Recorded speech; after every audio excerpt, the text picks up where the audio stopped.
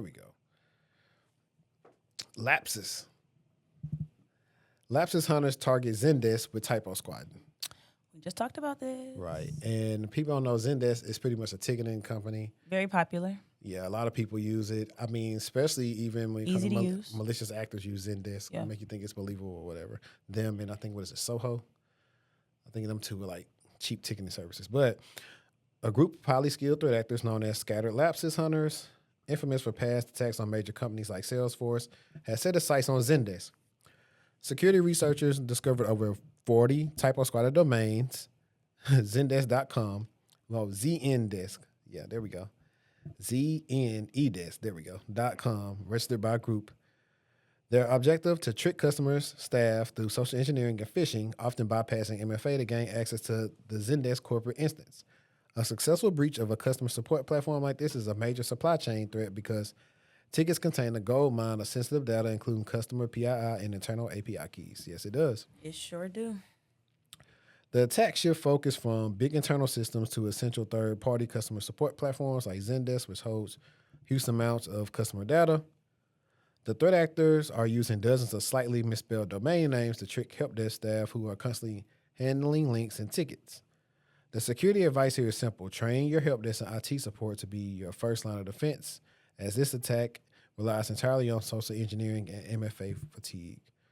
And I'm interested to see, you got these different tools that you can buy as part of your strategies to not get typo squatted, where they are monitoring any domain that looks similar to yours. Mm-hmm. And it's, I don't say instantly because you don't know when it scrapes it. But that's always some advanced protection. Mm-hmm. Everybody wants to get the basic because the basic is cheap, but that's always going to be more bang for your buck. You're going to have to spend more money to get that type of intelligence. Exactly. Let's see if there's anything else that's over here that... Yeah, that was the Salesloft drift breach and gain site. That's how they compromised them.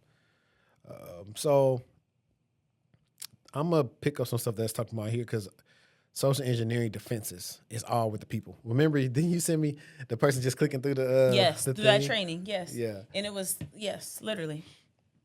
So the biggest thing that I would talk about from a help desk standpoint is verification. Even if you get duped, you got to verify who you're talking to is who you're talking to. So implement strict identity verification protocols beyond standard questions, especially for privileged access requests. Remember I talked about aliases? Mm-hmm. Yeah, that's how Think about it. You the only one that's supposed to know the alias. When we used to identify the people that work for TSA, it was their, I forgot, was it like their special, it was their name and then a special number that they had, they would tell us. Similar to anybody else, like your aliases, honestly, your SSO. But it shouldn't be anything that's like tied to your identity that somebody can obviously figure out. To me, it should be something not too crazy, something you can remember, but something that's kind of like randomly generated. Well, so like a lot of things. So 456 PQ3.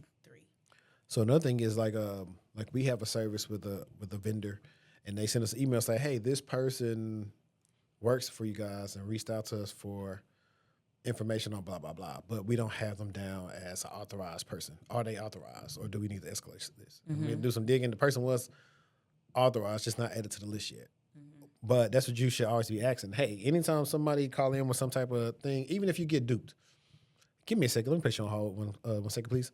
Yep. Hey, are you guys suspecting the change, blah, blah, blah, today? This should be something that's written in some type of change versus somebody just calling on the phone that needs something to be done. It should be procedures to make sure that nobody gets hacked.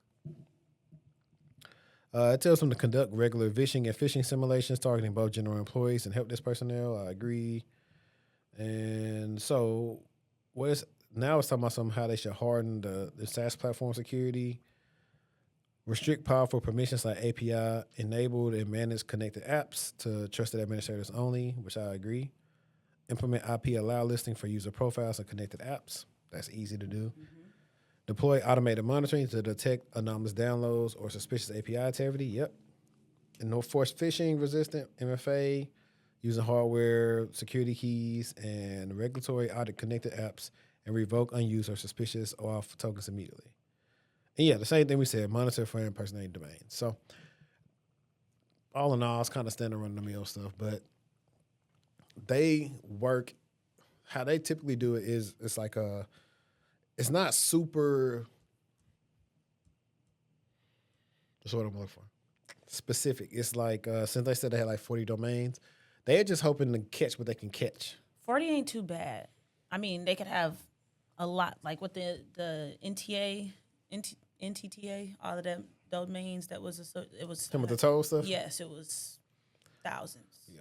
So they're just trying to see because typically the domains will come up like instantly that day, and they're trying to get in and get out. Yeah. Because if they let them stand for too long, Yeah. they're gonna get caught. Mm-hmm. So that's why they probably have more than 40. That's probably all they found. Exactly.